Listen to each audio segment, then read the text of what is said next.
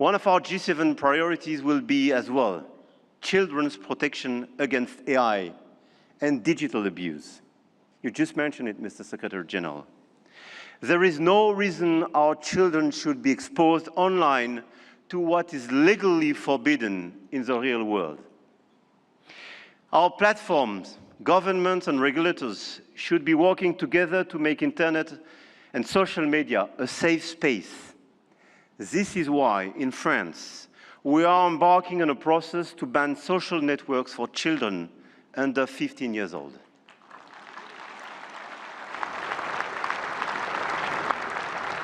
And we are committed here in this journey with a lot of several European countries being present here today. Greece, Spain. I know, Mr. Prime Minister, you will join this club. And this is a great news that India will join such an approach in order to protect children and teenagers. हर हर महादेव। कैसे आप सब? उम्मीद करते हैं सब लोग खुश और स्वस्थ होंगे and welcome back to my channel.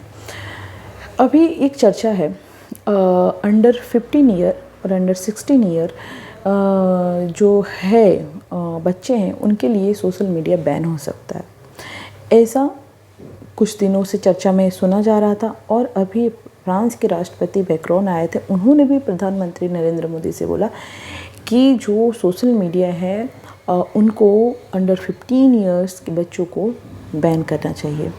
तो इसके क्या ये भारत जैसे देश में ये संभव है? ये पहले आप मुझे कमेंट करके ज़रूर बताइएगा। अगर मैं बात करूँ तो इसके दो पहलू हैं, बंद करने के फ़ायदे और नुकसान दोनों हैं।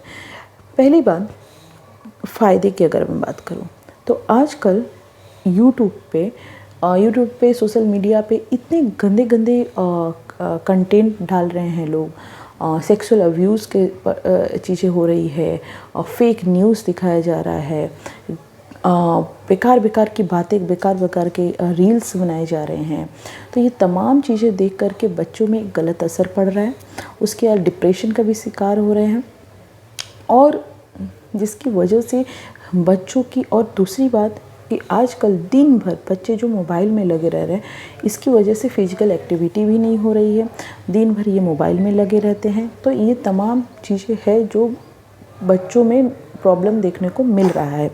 लेकिन अगर मैं बात करूं इसके ये हमारा तो हो गया नुकसान जो कि बच्चों में हो रहा है।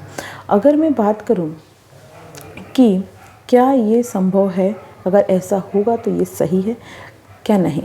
देखिए, ये सब जो थे ये बच्चों में गलत असर डाल रहे हैं, ये तो मैंने आपको बताया। लेकिन एक तरफ अगर हम देखें तो भारत जैसा देश, जिसमें हमारे देश में गांव, एक विलेज बहुत ज़्यादा है, वहाँ पे बच्चे हैं, पढ़ रहे हैं, और ऐसे भी क्षेत्र हैं जहाँ पे कनेक्टिविटी अभी भी टाउन में लोग नहीं जा रहे हैं, जिसकी वजह से बच्चों में आजकल मोबाइल से बहुत सारी चीज़ें सीख रहे हैं, एजुकेशन से रिलेटेड चीज़ें सीख रहे हैं। अभी देश दुनिया में क्या हो रहा है, अगर एजुकेशन की बात करूँ तो उससे भी वो लोगों को सीख रहे हैं, जिसकी वजह से वो सब बच्चे एक दूसरे से कनेक्ट हो पा रहे हैं। तो ये एक फ़ायदा है जो बच्चों में हो रहा है। लेकिन अगर ये बैन होता है तो बहुत जो बच्चे ऑनलाइन प्लेटफॉर्म पे पढ़ रहे हैं, घर बैठे पढ़ रहे हैं, गांव के बच्चे स्पेशली, और तो उनको लिए ये प्रॉब्लम देखने को मिलेगा।